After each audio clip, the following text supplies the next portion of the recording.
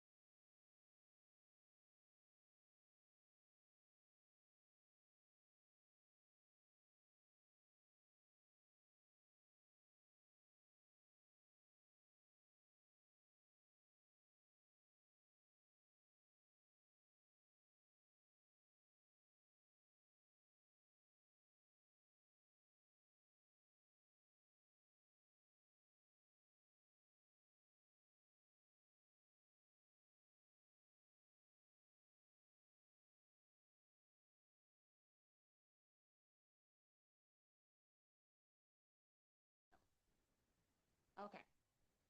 Now can you guys hear us?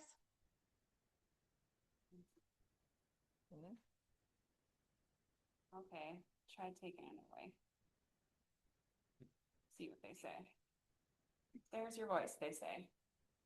Okay, I'm okay. I think we're good. All right. Okay, Sorry about that. that's okay. So we're just going to go through this. And like I said, I'm going to start with just some basic things. Okay. And some of these things you may already know. It is, there are more than 28 to 30,000 species of orchids. So it's one of the biggest plant families that exist. So that I didn't know. I thought that was pretty amazing.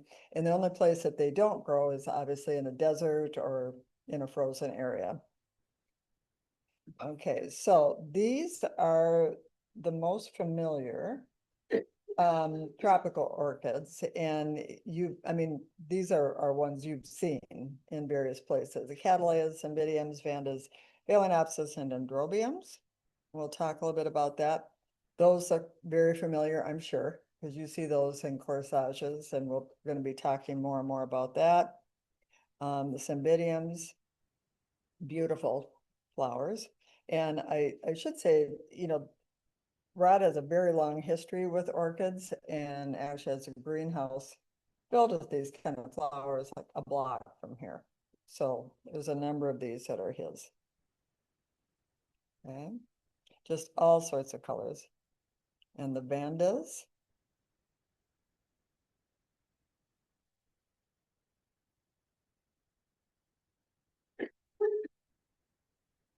And phalaenopsis is what we all see a lot of. That's Home Depot, that's the grocery store. And I know you have said before that actually some of those are not too bad as far as the plant itself. No, you're perfectly fine.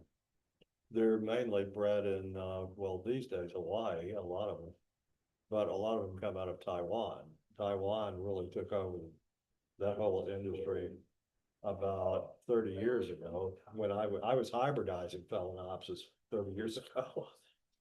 Right? And they just took over the whole industry with Phalaenopsis and ran with it. And dendrobiums, which of course you see a lot in Hawaii, among other places. So they are technically saprophytic. Am I saying that correct? Saprophytic. Saprophytic, meaning that they take from okay, you describe it. Saprophytic pretty much basically means that they tend to grow on rocks. Yeah. More than anything else. And they use them for support.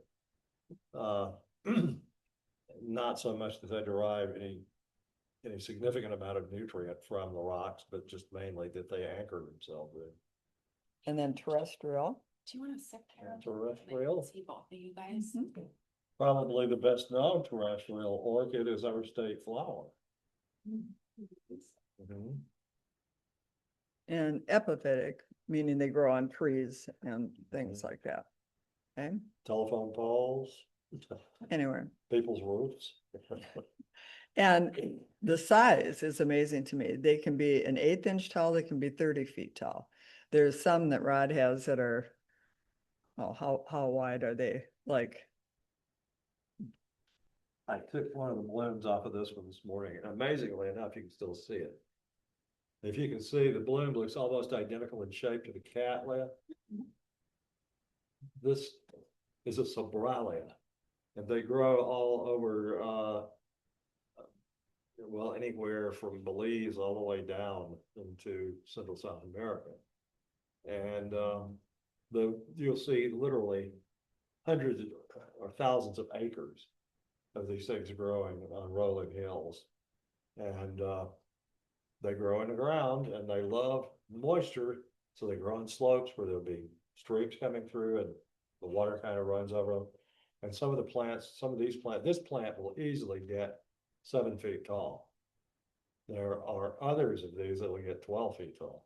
Now, some of them that you have hanging are like how big across your, I just want. Well, the biggest one I have really, and it's kind of embarrassing, is I have the cattleyas that you see blooming. These blooms right here are off of the biggest plant that I have right now.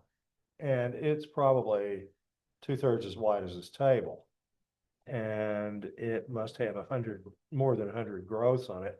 Right now it has about 50 blooms on it, and it will have, up to 100 blooms on it at one time. So it's fall and spring is when they really are blooming. Yeah, biggest season.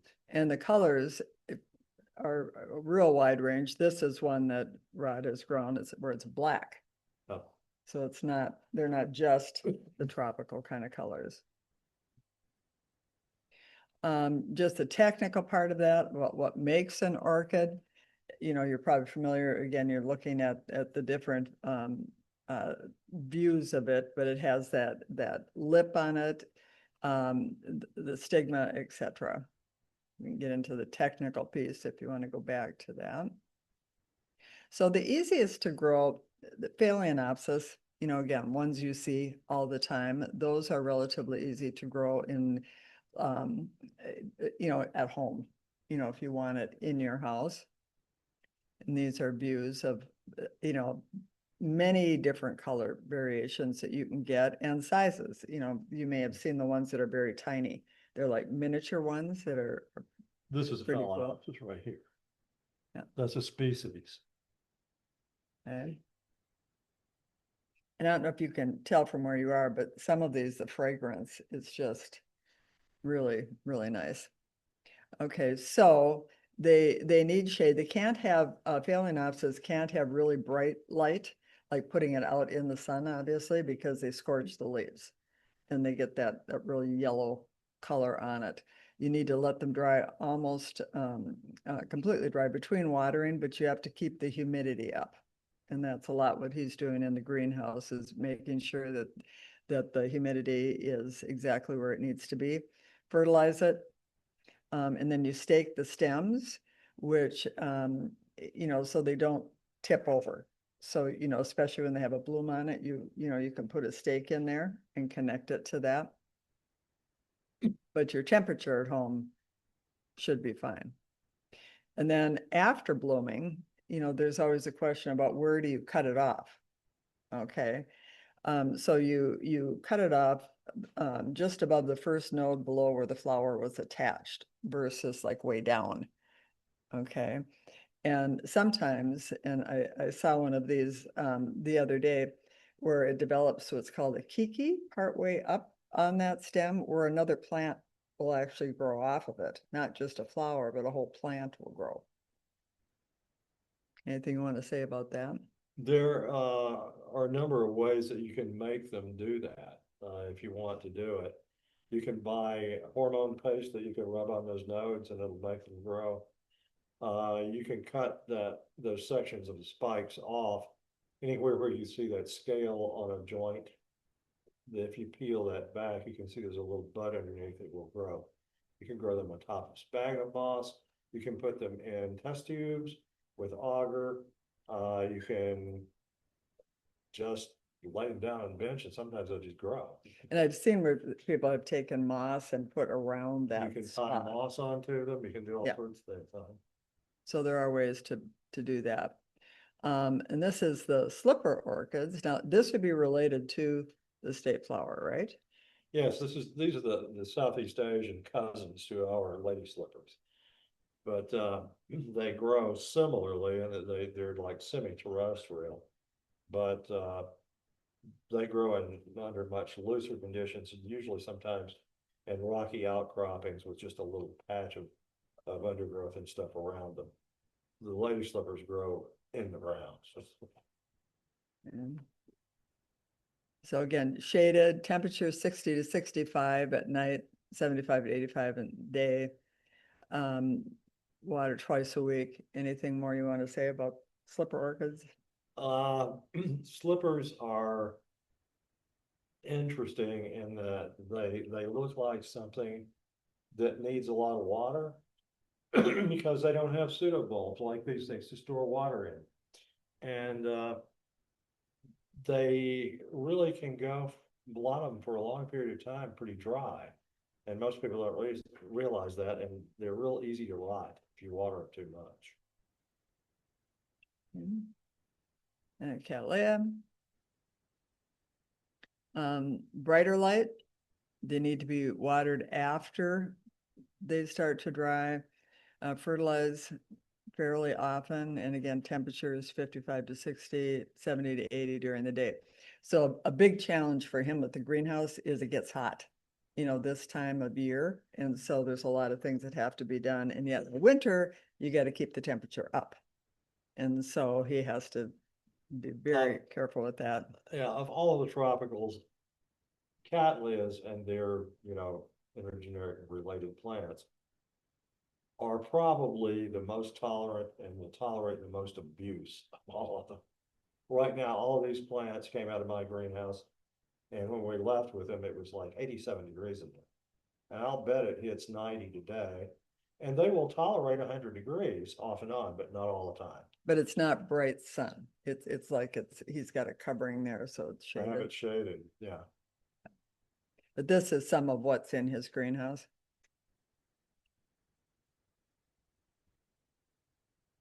And that one is just gorgeous.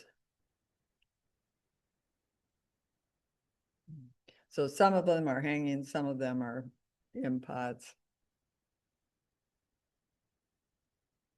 Aren't those cool? They're just so pretty. So a few questions on here, and it looks like we may be getting some questions online, which we can get into. But we just did some starter questions of things that you might be thinking about. You know, are they hard to grow? No, but do you want to talk about that? No, they're not. Well, it depends on what you're growing, what you're trying to grow. There are some orchids that are unbelievably difficult to grow. And I have grown some of those, and I have quit growing those things because they take too much time and too much effort, and they're usually expensive, not only to buy, but to maintain. But there are plenty of orchids available at semi-reasonable prices these days. Of course, with the price of everything going up now, it's hard to judge what's reasonable on anything. But with the advent of lighting, do any of you have LED lights or grow lights? I am convinced that you can basically grow anything under LEDs if you get it right, if you get the right kind of lights and the right mixtures. And I think you could probably grow a lot of things like the cattleyas under LEDs that most people had trouble with before because they're not really good windowsill plants. You don't get enough sun through the windows unless it's too much sun, and then they get burned. But I definitely suggest that anybody who wants to try growing orchids, buy an LED panel and learn how to adjust the height on it so you get the right exposure. And you can grow all sorts of orchids under LED lights. How often do they bloom? Aha. It depends, but that's where it's spring and fall, correct? It does. Those are the main times. Well, you have two main seasons with the tropicals. And it's not, we don't have spring and fall in those areas. Basically what you have is you have a wet season and a dry season. And so you'll have the ones that would coincide with what we would call spring that bloom that period of time. and the others that bloom in what we consider fall. Occasionally, there are some that will bloom twice a year. They'll get spring or fall or summer or somewhere in between. That plant right here that has so many blooms on it right now, it will bloom almost any time of the year. It's one of the most amazing plants I've ever had. It grows like a weed. It's huge and it flowers reliably. And it will bloom like now, where it's loaded with blooms. Sometimes it'll bloom in September. And it will frequently bloom twice a year. But most of the cattleyas will either be a spring bloomer or a fall bloomer or a summer. And the summer seems to be the lightest production for blooms.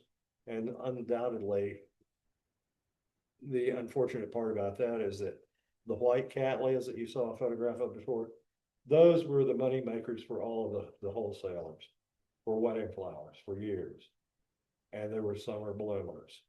So that was what people kind of sold on for orchids for wedding flowers for ages. But now we've hybridized them to the point where you can get all sorts of colors all over the whole year. And even a lot of winter blooms too, on a lot of things. Okay. How much light do they need? You talked a little bit about that. Okay.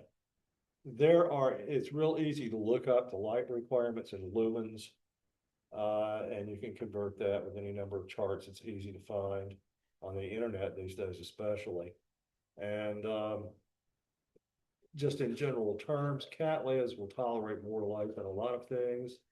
Obviously, things like the sobralias will take full sun, even in the tropics. They grow on hillsides and in valleys and things where they get sun on them all day long.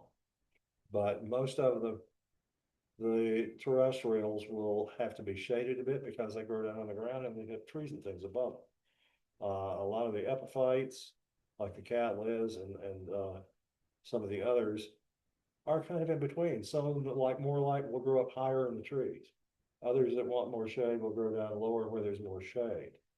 So you kind of have to look up if you have a condition where you've got a shadier location, you've got a greenhouse, you've got a house that is getting eastern exposure or southern exposure or whatever kind it is, you kind of have to look for the kind of things that will grow best under those conditions.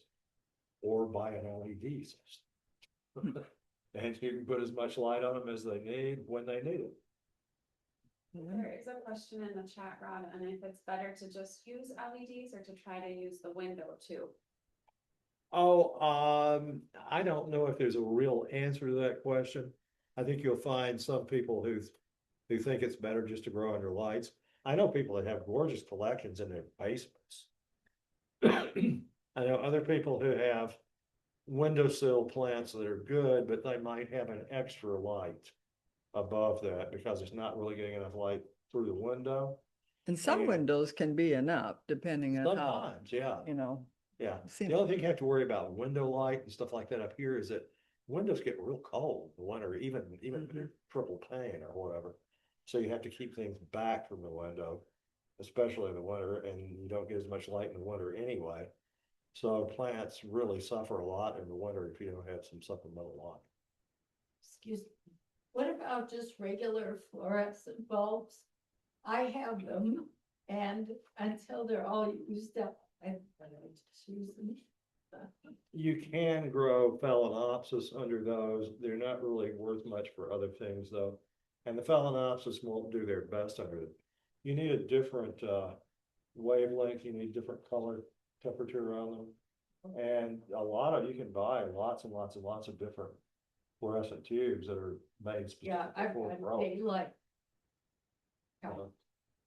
I use plain old shop light type lights to grow the seedlings in the flasks when they come to the Oh. lab. which And we're they- getting into next. Okay, yeah.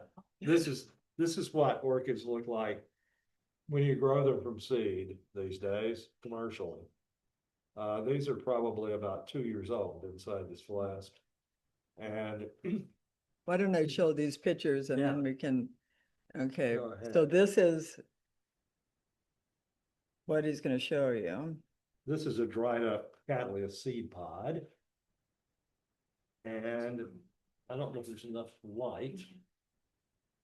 You can see, I'm gonna try to show you. Cattleya seeds are airborne and a lot of the epiphytes are. Can you see these falling? I don't know if there's enough light in here to tell. Peppercorn size? Oh, smaller? no. Dust. Oh, dust. Oh, Yeah. I'm gonna pass this around. So you can take a look at it. And just kind of. Look around and look at them. Whoops. There are 3 different seed pods in here. Like one. and all is so tiny to see. There, seeds. You can see them. Mm-hmm, yeah. Sweet. Yeah, my goodness. They really look like that. See what they're. So look at that. Once it gets enough. So stupid. Okay, all right, so the seeds are in there. You get them out of there. Mm. So in the wild, all orchid seed are dependent upon a fungus, mycorrhizal fungus, in order to germinate. The fungus actually will invade the seed and crawl inside it and grow. Orchid seeds are not capable of breaking down complex sugars like other seeds are, or they store. They don't store, they're only like 6 or 8 or 10 little cells on the outside of an orchid seed, and one cell inside is what grows. And in order for that to happen, something has to break down complex sugars around it so that they can absorb it. So the fungus breaks down the sugar, the orchid seed soaks it up, and then it grows. And it's a slow process. So then it goes to that. They start off, there's teeny little green dots on top of the auger, which looks like jello. And they keep growing, and these are about 2 years old. I didn't have any real young ones right now to show you. But they just kind of like float on the surface of it when they start to germinate. And they find that microrized in the native soil. It's in the soil, it's in the plants, and the plants actually store it in certain structures in their roots as well. And if you grow them this way, a guy named Knudsen about 1940 figured this all out. And he said, well, okay, if you have to have a fungus in there to break down the complex sugars, then maybe what we could do is figure out a way to give them simple sugars that they can absorb. So that's the way this is produced. You use an agar substrate that has chemicals in it, that has all the simple sugars in it in a mix. Then it can get quite complex. And then you put the seeds in there, so you don't have the fungus to deal with. So this You we just can, use simple sugars. this will pass around, you just can't open Yeah. it. But, Yeah, don't shake it up and don't open it. okay, so the picture on the screen is from his greenhouse where he has all these flasks in there. And there's anywhere from about 25 to 35 plants in one of those flasks. And then after they come out of there, then they go into flats like what's on the Yeah, screen. like you see up here, each one of those patches is like one flask of seedlings growing in trays. And how long does it grow in the tray? It's not any exact period of time, but generally speaking, probably about a year to 2 years at the most. And then we take them apart, you can either put them in individual pots, or you can put them in trays that have deeper mix and all of that. It gets to be a space issue. That's what I'm finding right now. Which you can see on here, you know, they have to keep getting broken up and put into, it's very, Yes, now that batch of seedlings, we potted out of the flask 3 years ago. And that's what they looked like when we first potted them. Those plants are now beginning to flower. So question, Is there, so if you grow it this way without the fungus, or you grow it with the fungus, is like, this fungus is considered organic and this is lab grown, or are they just considered? Or, Well, lab grown is kind of a hard thing to define. yeah. But these are just, And so therefore people still is organic, or? I don't know. I don't know, I don't think we'd use the term organic, it's all organic, Mhm. but,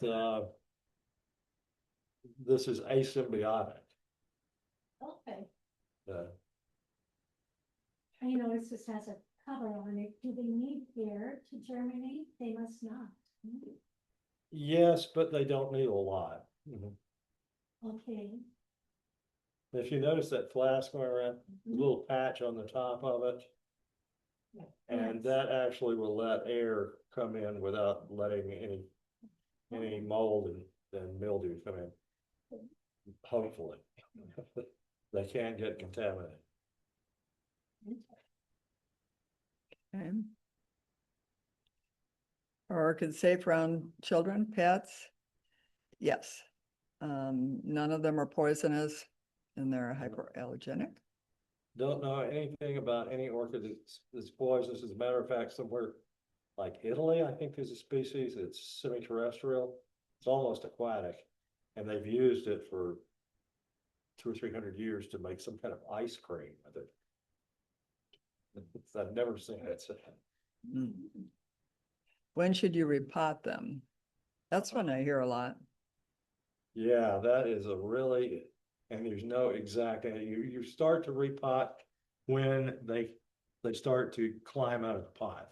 If it's a cattleya, or with Phalaenopsis, I think that's one of the biggest problems that most people have is not knowing when to repot their Phalaenopsis. If Phalaenopsis stay a little bit too wet, then they'll grow up like they're on stilts. And that makes it real tough to repot because then frequently the roots on the bottom will be rotten, so you have to get rid of all of those. And you may have to repot a plant that goes into a smaller pot than it was already in. If you let them grow, I have a Phalaenopsis species called Phalaenopsis gigantea, and it's aptly named because the leaves are It's amazing. 8 inches wide and 14, 20 inches long. The plant's like this wide. And I'm not sure what I'm going to do when I have to repot it. Because it's in like a 12 or 14-inch pot now, and it probably weighs 25 or 30 pounds. And it needs open air around its roots. So I'll probably have to build a lath basket for it. But a couple mistakes that I've seen people make a lot is that if they want to transplant one like this one, they have too big of a pot. Oh, yeah, yeah. That's not good, or just regular potting soil Oh, yeah. versus the bark. That with Phalaenopsis. Yeah, or bury it too deep. Yeah.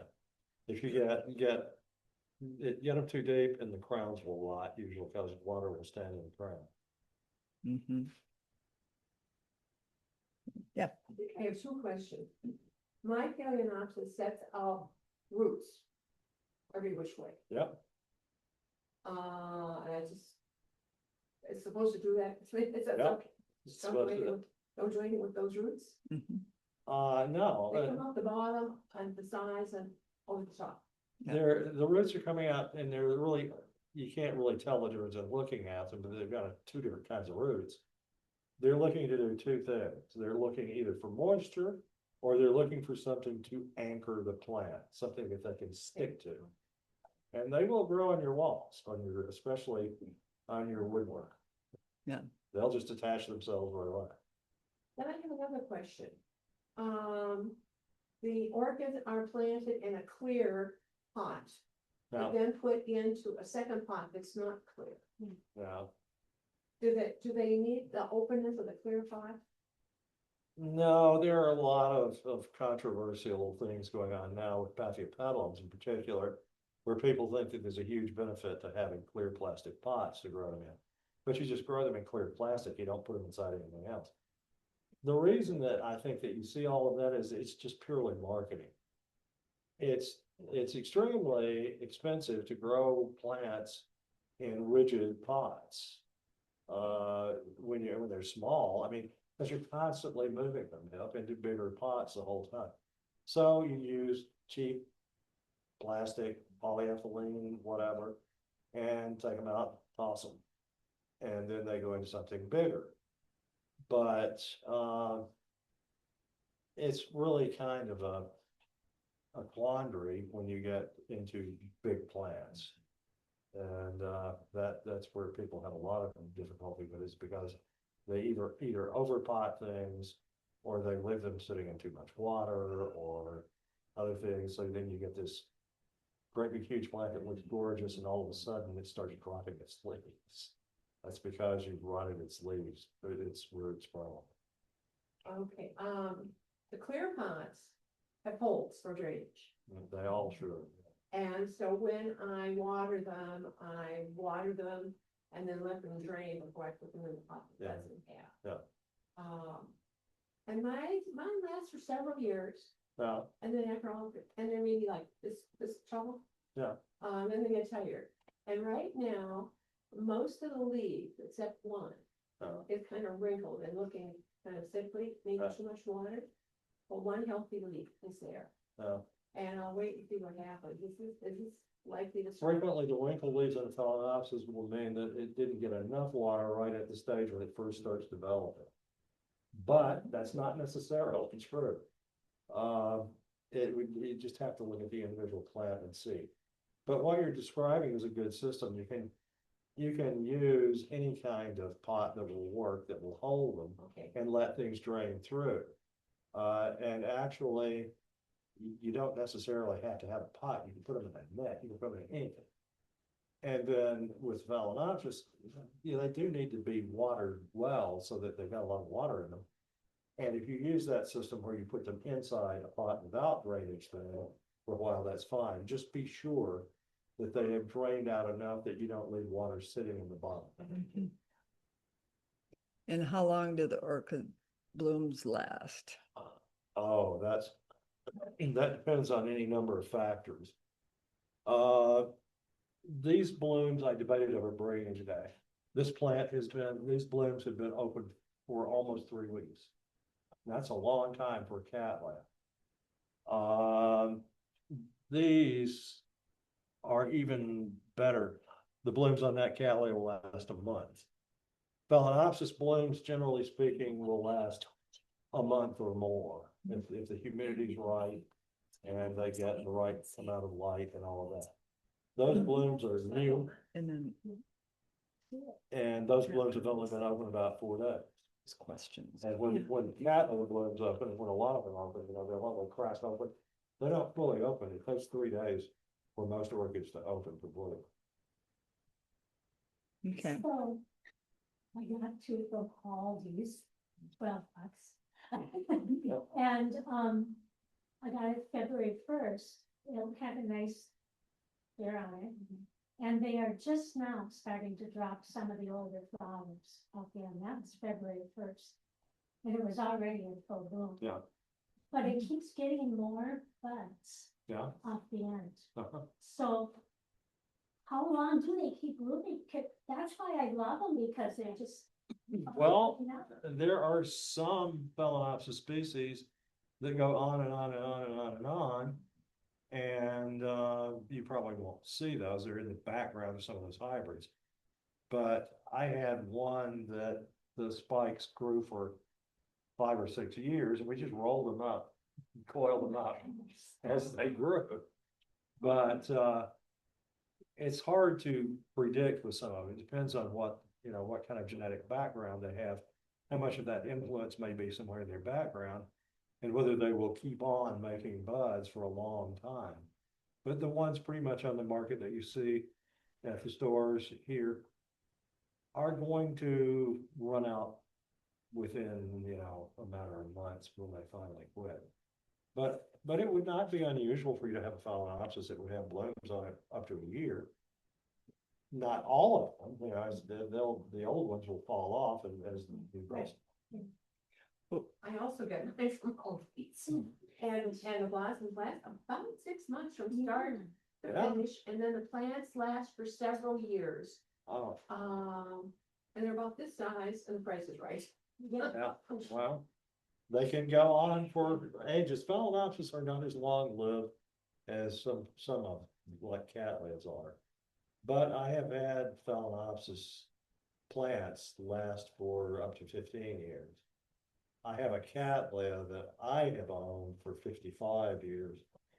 And it was already in a collection for several years before I came. Well, I'm gonna just kind of page through, these are all his orchids that I'm showing, but if there's some questions that came in online. Oh, okay. I actually have asked all the questions online, but I'll see Okay. if there's more. Okay, so these are all some of what he's had growing.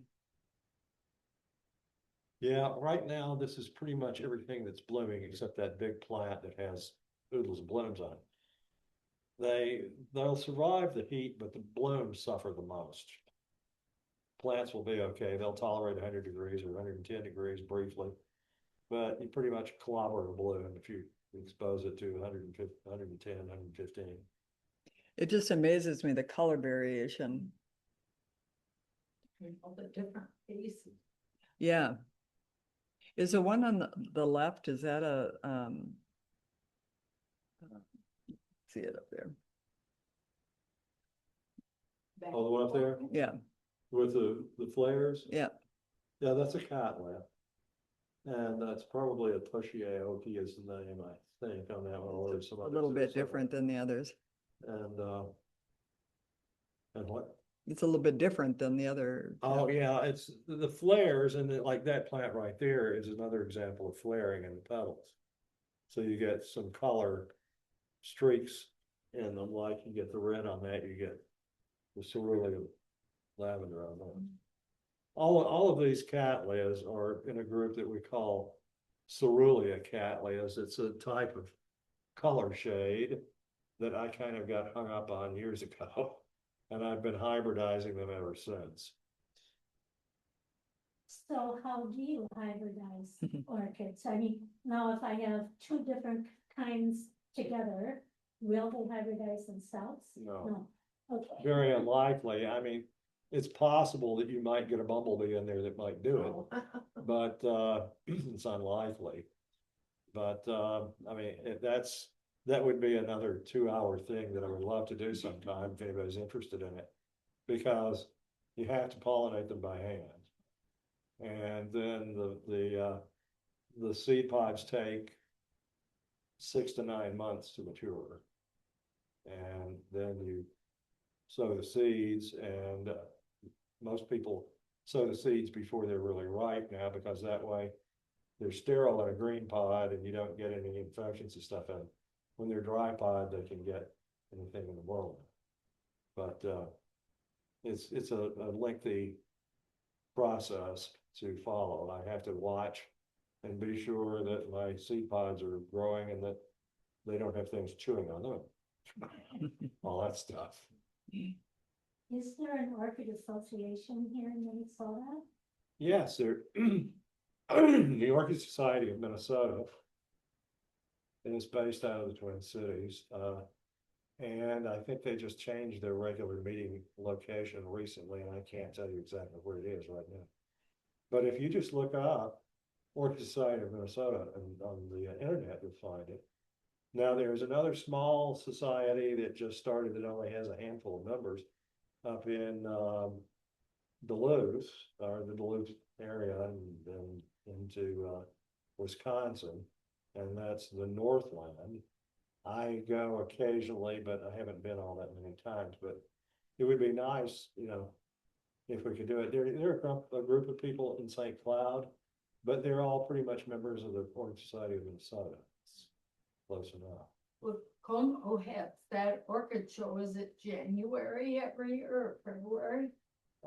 At Como? Oh, well, yeah. Cause That's the I've Winter been down Conference to show. that. Yeah, That's every year. amazing. Yeah, I used to do that show every year for many years. Is that Orchid Society of Minnesota or just? Oh, it's open to all sorts of people, and there are other orchid societies from other places that will display it also. Yeah, but it's a lot of orchid society in Minnesota. I think they sponsor the show. And Como is a co-sponsor and they provide the native This flora. is, Hmm. They're just, it's endless. Well, and you know, there are orchid shows all over everywhere. There is an international show every few years. And I've been lucky enough to go to 3 or 4 of those. The last one in the US, I guess, was probably Miami. About what, 10 years ago? I can't remember. But they float around. I think last year's was in Germany. I can't remember. I went to the one in Singapore. That was good. It was large. What other questions do you have? There's a question in the chat about, could you comment on native orchids in Minnesota and where we might see them? Ah, well, if you really want to know about native orchids in Minnesota, I would highly recommend that you contact the people at the Orchid Society of Minnesota, because there are several of us who have, you know, seen different patches and this, that, and the other, and know where different areas are where they grow. There are, I think, I can't remember exactly how many, but I think there are probably 15 or 16 or more orchid species that grow in Minnesota. And some of them are, you would probably step on them without knowing they're there. Because they're just not that showy and you wouldn't notice them. Most of them are plants that grow either in boggy areas or wet areas or what have you, but not all of them. We have, what, 4 or 5 species of the Cypripediums, the lady slippers, that are different. They're the yellow ones and the yellow and brown ones, and then they're different species that look similar to each other, but they're different. And the state flower is the best known, and it's one of the showiest. And I have seen a few patches of those where people have bought property and sat on it for years and didn't know it. They used it to camp on, and then they built a house there, and the next year they discovered that there were like thousands of them all around them. And there are some huge colonies in various places, but people don't like to advertise it that much. If you really want to see a lot of them, drive up north, all the way up to Ely, all along the highway in the ditches. They grow like crazy by the thousands. I've seen well, the arboretum too, and about, there are a few out in the arboretum. they're Those, gonna have a, and they're gonna get more. They're trying to get more. I've tried growing in my yard. You can grow them. You can build an artificial bog and grow them, but that's a lot of work. It can be done. People do it. some years ago on the Master Gardener Helpline, I connected a person who had all these orchids on their land, and before they tore it up, they wanted them saved, Hmm. Yeah, with a guy who was maybe at Pine River or something. you know. He's licensed by the state, and he went to their property and Oh. got Interesting. showy lady slippers and young lady slippers. And Yeah. wherever he, I don't know, I put those two together. and He's farther down south. I can't don't remember his remember. name. I know him. I've been to his place. And actually, I've been out helping him dig. And they get permits from the state. Yeah. The state Yeah. notifies them when they're going to, they, you know, dredge out those ditches every so many years. And when they do, that, you know, they just go through and rip it out. So he gets permission from them. He can go in ahead of them, and they give him a schedule, and he'll call around, and different friends will know each other, and so we'll all take turns going and helping. And it's astounding. I mean, I was shocked when I went and saw how many, because just in a very short patch of maybe 100 yards long or less, we pulled out 1,500, 2,000 plus. You know, and they don't sell cheap. Where do they go? Do people sell them? This guy that has the permit to get them has a whole operation at his house, at his farm. And he has, by law, the way it operates now, it changed a few years ago. Used to be you could dig them up because they weren't protected. And now, if you're going to do it commercially, you have to have certain specific things in order. So they have to stay in the ground a certain period of time, and you have to take care of them before you can sell them. Things like 2 years. You can't just go dig them up and sell them. Legally. My sister-in-law had all kinds, and they just grew like crazy. She had a body, a place there. And they were doing fine for years, and then all of a sudden, one day, the deer just discovered them. Yeah. Okay, okay, I was like, because we had to build cages, They so, love them. you know, because they were just leaving them. And some of them will come back if the deer don't get on, but boy, the deer will just chew them right down to the Yeah. roots, and destroy the whole plant. Is there any other questions? No, we're good in the chat. Yeah. I think we've covered it. Okay, Very inspiring, though. Any Mm. other questions in the room? and if you can't smell these from where you are, come up here because they're just Yeah. gorgeous. Thank you. Thank you.